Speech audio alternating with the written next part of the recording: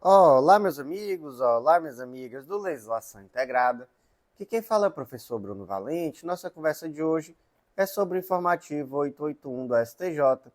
Antes de começar aquele convite, se inscreve no nosso canal, seja no Spotify, Deezer, Apple Podcasts, Google Podcasts ou no YouTube, e ativa o sininho para ficar sabendo sempre que tiver conteúdo. Nos segue também no Instagram, @legislação_integrada, onde todo dia tem novidade. E já deixa aquele like, compartilha com aquele amigo, naquele grupo de WhatsApp ou na sua rede social preferida. E já deixa também aquela avaliaçãozinha com 5 estrelas no Spotify, porque fortalece demais o projeto. Então, sem mais delongas, vamos para o primeiro julgado de hoje. E hoje iniciamos com os julgados da primeira sessão. O primeiro deles foi inserido na Lei 9784 de 99, que trata do processo administrativo federal, e é uma tese repetitiva ao tema 1297 do STJ. E, gente, nesse caso eu vou me limitar só a ler a tese, tá bom? Porque é um tema bem específico, se você quiser aprofundar, pode ir lá no nosso material escrito. Então, como é que ficou a tese? 1.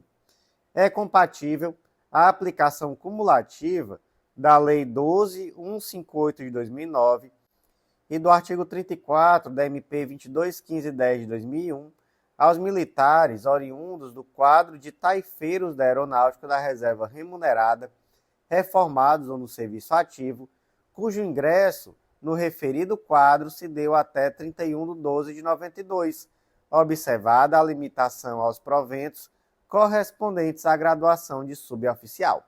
2. Admite-se a revisão dos proventos para adequação aos limites legais acima mencionados, devendo-se observar, contudo, o prazo decadencial de 5 anos, previstos no artigo 54 da Lei 9784 de 99, contado da data em que recebido do Tribunal de Contas da União, para o exame de sua legalidade, o ato de transferência do militar para inatividade ou da concessão da pensão. Beleza, gente? Então, um pouco específico, né? Fica aí a sugestão de aprofundamento no material escrito para quem tem interesse nesse julgado.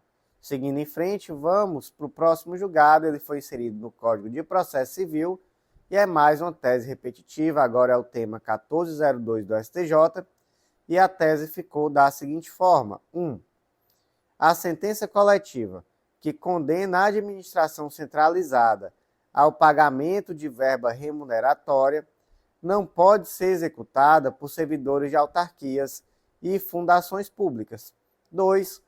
Os servidores que integravam os quadros de autarquias e de fundações públicas do DF na data da propositura da ação coletiva 32159 de 97 não foram beneficiados pela coisa julgada. Então, gente, imagina aqui uma situação concreta assim. Imagina que a Marina ela é servidora de uma fundação pública do DF e um sindicato, que no caso é o Sindireta do DF, ele é o representante tanto da sua categoria quanto também de servidores da administração pública direta. Tá? Então, só para que fique claro, ela é uma servidora de uma fundação pública do DF. Então, fundação pública, administração pública indireta. E há um sindicato, que é o Sindireta, que representa não só essa categoria dela, como também a de servidores da administração pública direta. Beleza. Esse sindicato ajuizou uma ação coletiva apenas contra o Distrito Federal. E aí conseguiu uma sentença condenando ao pagamento de auxílio alimentação aos servidores da administração pública direta por um determinado período.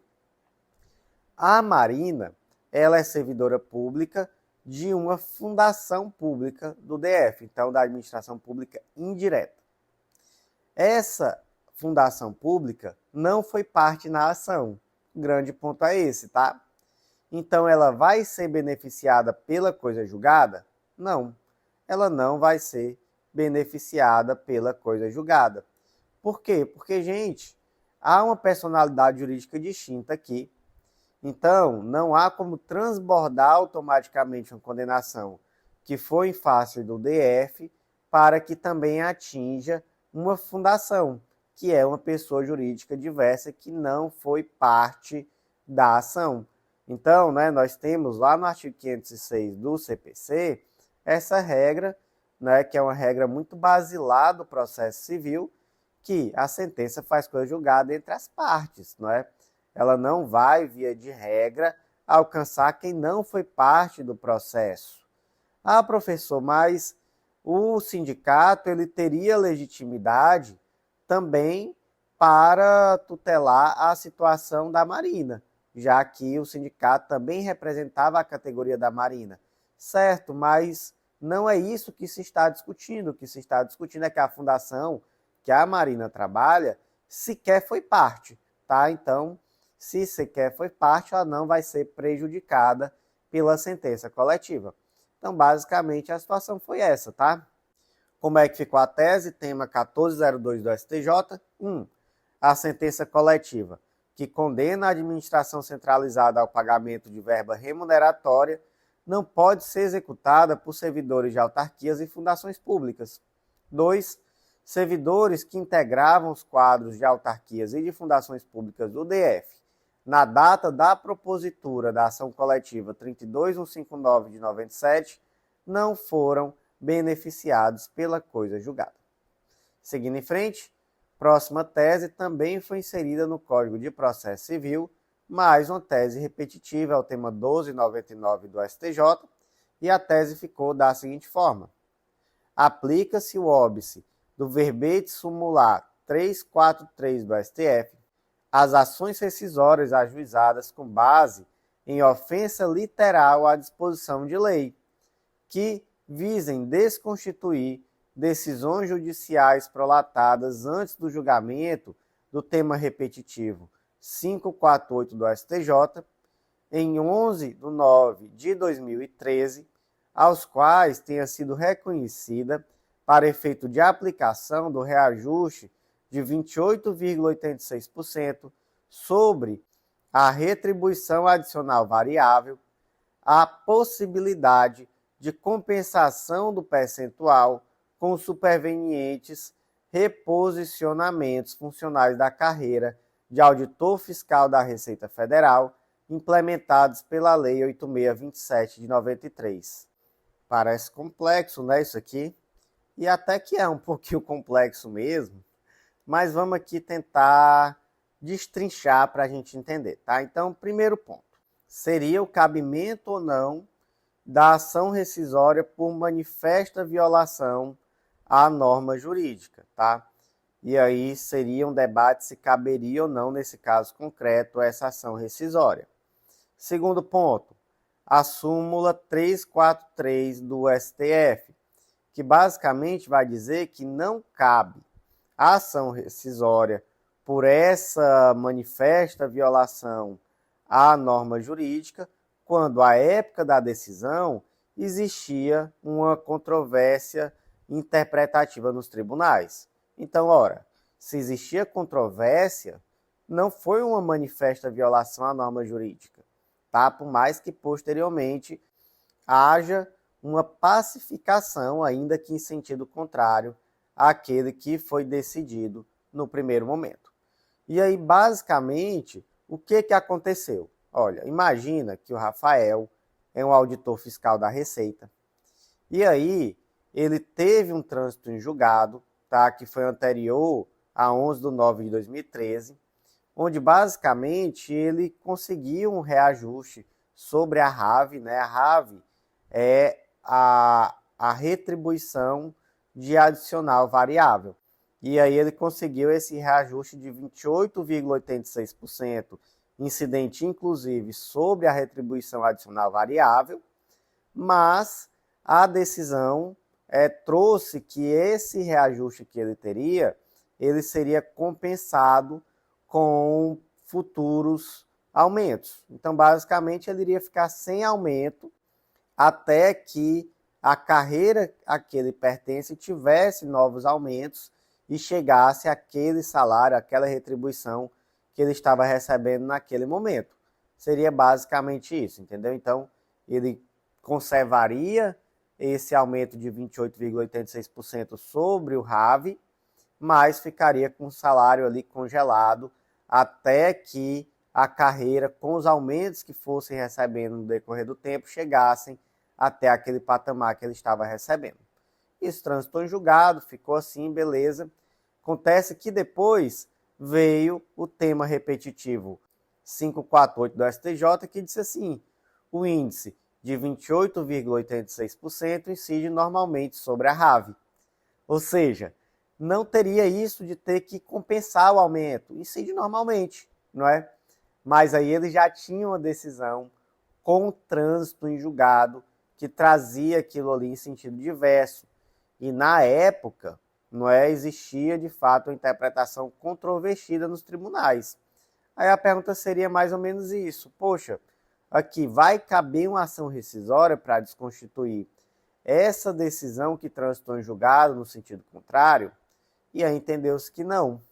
Por quê? Porque a decisão ela não contrariou de forma manifesta norma jurídica. Na verdade, a decisão ela era controvertida no tribunal à época, né? Aquele tema era controvertido à época nos tribunais.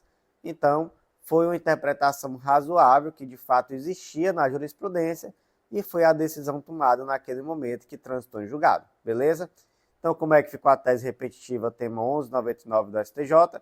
Aplica-se o óbice da súmula 343 do STF às ações rescisórias ajuizadas com base em ofensa literal à disposição de lei, que visem desconstituir decisões judiciais antes do trânsito em julgado do tema repetitivo 548 do STJ, em 11 de nove de 2013, nos quais tenha sido reconhecida, para efeito de aplicação do reajuste de 28,86% sobre a RAV, a possibilidade de compensação do percentual com supervenientes reposicionamentos funcionais da carreira de auditor fiscal da Receita Federal, implementados pela Lei 8627 de 93. Seguindo em frente, próximo julgado foi inserido na Lei 8.213 de 91, mais uma tese repetitiva, é o tema 1360 do STJ, e a tese ficou da seguinte forma: para fins de prorrogação do período de graça, o registro perante o Ministério do Trabalho e da Previdência Social pode ser suprido por outro meio de prova admitido em direito, tanto na via administrativa quanto na via judicial, desde que demonstrada a situação de desemprego involuntário, não sendo suficiente para esse fim a mera ausência de anotações laborais na CTPS ou no CNIS. Gente, então vamos lá, né? O que é esse tal desse período de graça?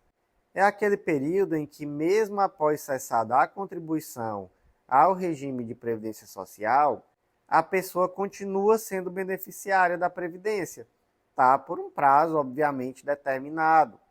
E aí, lá no artigo 15 da Lei 8.213, nós temos quais são esses prazos. Então, por exemplo, a pessoa que está recebendo algum benefício da Previdência Social, exceto auxílio-acidente, permanece sendo segurada independentemente de qualquer prazo.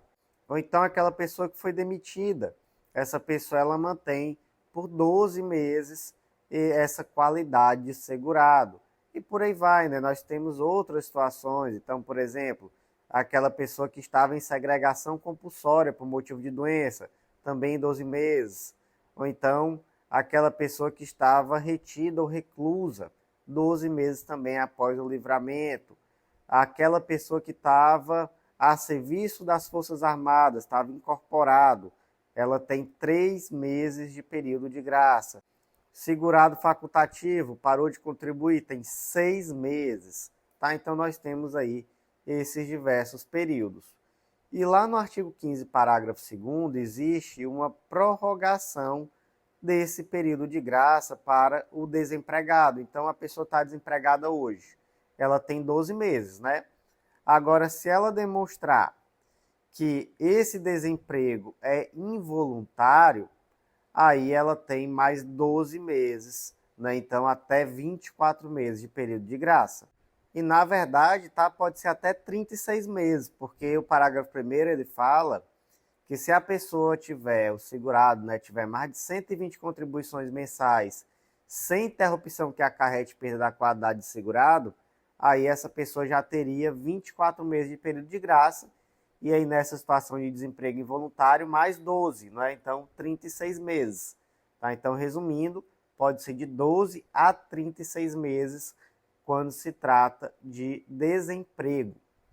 Aí vem a questão, não é? Quando é que vai ocorrer essa prorrogação de 12 meses por conta do desemprego involuntário? Porque a lei fala nessa situação de desemprego demonstrada em registro no Ministério do Trabalho. Agora, essa falta de registro pode ser suprida por outros meios de prova? A resposta é sim, tá? Então, se o segurado demonstrar por outros meios que esse desemprego dele é involuntário, ele pode ter essa prorrogação de 12 meses, tá? Mesmo que não haja o registro no Ministério do Trabalho acerca dessa situação, beleza? Então, tanto na via administrativa quanto judicial, tá? Das duas formas é possível suprir essa ausência de registro por outros meios de prova admitidos em direito. Então, como é que ficou a tese repetitiva tema 1360 do STJ? Para fins de prorrogação do período de graça, o registro perante o Ministério do Trabalho e da Previdência Social pode ser suprido por outros meios de prova admitidos em direito, tanto na via administrativa quanto na judicial, desde que demonstrada a situação de desemprego involuntário, não sendo suficiente para esse fim a mera ausência de anotações laborais na CTPS ou no CNIS. Eu esqueci de comentar esse último pontozinho aqui, né? Não é também um simples fato de não ter anotação na carteira de trabalho, tá? Então, isso por si só não demonstra que o desemprego é involuntário. Então, é necessário demonstrar mesmo que há uma situação de desemprego e que é involuntário. Porque, por exemplo, a pessoa pode estar desempregada porque está trabalhando de bico, está fazendo alguma coisa, né? E que acha que naquele momento não compensa ser empregado. Então, enfim, só a falta de anotação na carteira não demonstra que o desemprego é involuntário. Então, seguindo em frente, vamos para o próximo julgado. Mais um tema repetitivo, tema 1312 do STJ, foi inserido na Lei 9718 de 98. E a tese ficou da seguinte forma: as contribuições do PIS e da COFINS compõem a base de cálculo do IRPJ e da CSLL quando apurados na sistemática do lucro presumido. Então, primeiro ponto, né? Vamos lá. Estamos tratando aqui de imposto de renda pessoa jurídica, né, IRPJ, e contribuição social sobre o lucro líquido, CSLL. E aí o grande debate seria sobre a forma de cálculo do IRPJ da CSLL quando a empresa recolhe esse tributo com base na sistemática do lucro presumido. Então, bora entender, né? Primeira coisa, o que é essa sistemática do lucro presumido? Gente, é uma sistemática mais simples. Então, normalmente, as empresas menores recolhem a CSLL e o IRPJ com base na sistemática do lucro presumido, que vai basicamente incidir sobre a base de cálculo, que seria aqui a receita bruta. E aí há uma presunção de que aquela empresa daquele setor que está com aquele faturamento deve estar lucrando um determinado valor. E aí você utiliza essa receita bruta como base de cálculo para incidir o IRPJ e a CSLL. Qual a vantagem disso? É que você vai gastar muito menos com contabilidade, não é? É algo mais simples e que é mais viável para uma pequena empresa. Faz sentido? Faz todo sentido, né? Já no lucro real, você vai realmente calcular, não é, tintim por tintim, aquilo que entrou de receita, de despesa, até você chegar ao número real do que foi o seu lucro e você incide ali a alíquota do IRPJ e da CSLL. Beleza? Aí vem o debate. Professor, acontece que existem determinados valores que ingressam na contabilidade de uma empresa, mas que ingressam ali só transitoriamente. E aí isso acaba aumentando a base de cálculo, já que acaba aumentando a receita bruta. Então, por exemplo, aqueles valores que ingressam apenas transitoriamente a título de PIS e COFINS. Então, por exemplo, a empresa vendeu uma determinada mercadoria, ali naquele valor incidiu PIS e COFINS, esse valor até vai ingressar transitoriamente na receita da empresa, mas vai ser simplesmente repassado ao fisco. Não faz sentido? Faz. Aí, qual é a lógica aqui do recorrente? É a de que esses valores não devem integrar a base de cálculo do IRPJ e da CSLL. Faz sentido? O STF concordou? Não, o STF não concordou, tá? Porque aqui, gente, nós temos a sistemática do lucro presumido. A base de cálculo aqui é a receita bruta. E esses valores integram a receita bruta. Então é meio como se o fisco, não é, o legislador, enfim, já tivesse pensado em tudo isso na hora de determinar que aquela seria a alíquota sobre a receita bruta naquele determinado setor, entendeu? Então, isso daí já teria sido levado em consideração. Então, é diferente, por exemplo, se for a sistemática do lucro real, porque aí sim, né, se é sistemática do lucro real, você vai, de fato, calcular quanto é que se está lucrando naquele caso concreto. Você vai tirar receita, despesa, você não vai colocar esses valores que ingressaram apenas transitoriamente na receita bruta, não é? E vai se chegar a um valor definitivo. Já que não, optou-se de fato por esse regime que é mais simplificado. Então, tese repetitiva, tema 13 e 12 do STJ, as contribuições do PIS e da COFINS compõem a base de cálculo do IRPJ e da CSLL quando apuradas na sistemática do lucro presumido.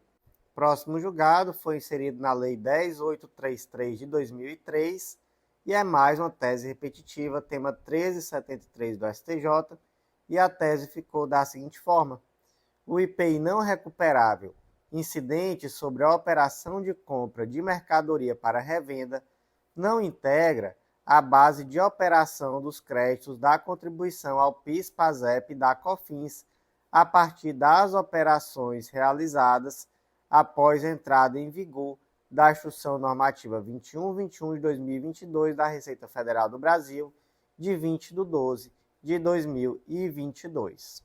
Então, vamos para um caso concreto aqui para a gente entender. Imagina que você tem uma loja que revende celular, tá? E aí você recebe um lote de celulares que você comprou da fábrica. Aí a nota fiscal tem os seguintes valores: tem R$1.000 do valor do celular e R$100 de IPI, isso em cada celular. Então seria algo como pagamento de R$1.100. Seria R$1.000 referente ao aparelho e de IPI você pagou R$100. Esse IPI, gente, ele é considerado não recuperável. Por quê? Porque você é um revendedor e não uma indústria. Se você fosse uma indústria, você teria esse crédito de IPI. Como revendedor, você não tem. Então, é de fato um custo que você vai repassar. Agora, para de pensar no IPI, vamos pensar no PIS e COFINS. Imagina que a sua empresa, não é, ela paga no regime não cumulativo. E aí você pode, de fato, utilizar os créditos de PIS e COFINS nas operações. Só que qual é a dúvida aqui no caso concreto? É qual vai ser a base de cálculo desse crédito de PIS e COFINS, se vai ser sobre os R$1.000 ou sobre os R$1.100, ou seja, vai integrar também esse valor do IPI? E a resposta é não, tá? Porque apesar desse valor de R$100 de IPI ser um custo contábil, isso não se confunde com ser base de cálculo do crédito de PIS e COFINS. Então, isso integra um custo de aquisição, mas não a base de cálculo desse subsequente benefício tributário, beleza? Então, como é que ficou a tese repetitiva, tema 1373? o IPI não recuperável, incidente sobre a operação de compra de mercadoria para revenda, não integra a base de apuração dos créditos da contribuição de PIS, PASEP e da COFINS a partir das operações realizadas após a entrada em vigor da Instrução Normativa 2121 de 2022 da Receita Federal do Brasil em 20 de 12 de 2022. Antes de seguir em frente, eu vou fazer aquele convite bem especial. Acesse legislaçãointegrada.com.br e vem conhecer o Clube da Lei, nosso clube de membros que dá acesso a todos os nossos materiais e a mais de 100 planos de leitura, com tudo que você precisa para o estudo completo, atualizado e organizado de lei seca e jurisprudência. Então vem fazer parte que com certeza vai ser um baita diferencial para os teus estudos. Vem também conhecer a Editora Integrada, vem publicar com a gente, você vai ver que é mais fácil do que você imagina e vai ser um baita diferencial também na sua prova de títulos. Então, seguindo em frente, vamos agora para os julgados da segunda sessão do STJ. O primeiro foi inserido no Código Civil e é a tese repetitiva de tema 1365 do STJ. A tese ficou da seguinte forma: a simples recusa indevida de cobertura médico-assistencial por operadora de plano de saúde não gera por si só dano moral presumido, sendo imprescindível a presença de outros elementos capazes de comprovar a alteração anímica da vítima em grau suficiente para ultrapassar o mero aborrecimento ou dissabor. Então imagina a situação que o plano de saúde negou um tratamento. Essa recusa indevida por si só gera um dano moral? Não, não gera um dano moral. Pode gerar um dano moral? Com certeza. Tá? Então, no caso concreto, por exemplo, foi uma negativa de cobertura de tratamento a um adolescente ou uma criança, não ficou muito claro, autista. E aí essa interrupção abrupta no tratamento acabou, no caso concreto, levando a uma condenação por dano moral. Tudo certo, tá? Então, assim, cada tratamento é um tratamento, cada situação é uma situação. Então, eventualmente, pode ser um mero dissabor e em outras situações pode gerar um dano moral, muitas vezes, inclusive, um dano moral muito grave, beleza? Mas não há dano moral presumido, ou seja, dano moral em ré ipsa. Como é, então, que ficou a tese de tema 1365 da STJ? A simples recusa indevida de cobertura médico-assistencial por operadora de plano de saúde não gera por si só dano moral presumido, sendo imprescindível a presença de outros elementos capazes de comprovar a alteração anímica da vítima em grau suficiente para ultrapassar o mero aborrecimento ou dissabor. Gente, 28 minutos, então eu vou ficar por aqui, tá? Mas já voltamos com a parte 2 e eu te aguardo lá.